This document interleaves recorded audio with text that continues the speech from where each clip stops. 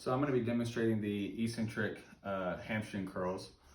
So the reason that we do this, we know that eccentric loading is the highest load that you can put onto a muscle. And so that's going to really increase the strength and also the mobility of the hamstrings.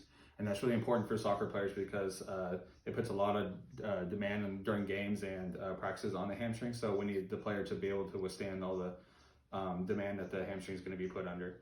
As well, we know that eccentric loading helps with structural changes of the tendon of the hamstring. So it's going to realign the collagen, which will then further promote the healing of the hamstring.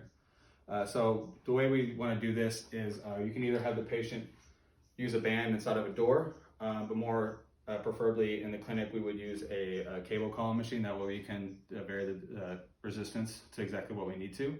So I'm going to go ahead and demonstrate it. We're going to do, we'd have the patient do 3 sets of 12 reps for this, just to maximize the strengthening of the muscle. So we want the patient to be in supine on their back,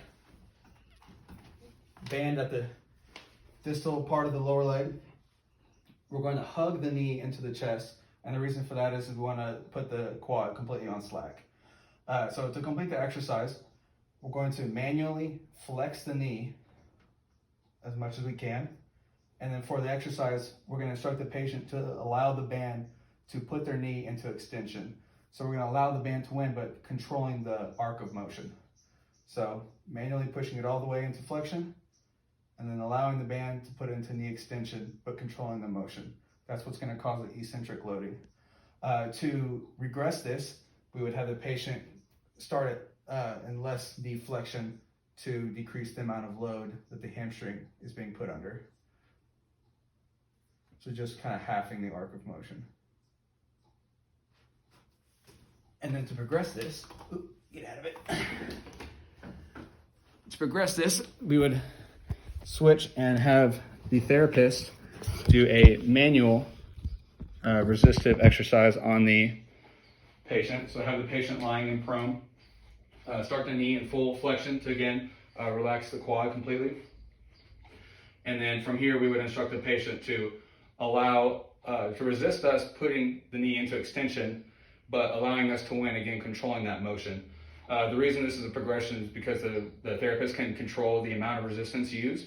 As well, we can change the angle of the leg to then specify more on either head of the hamstrings.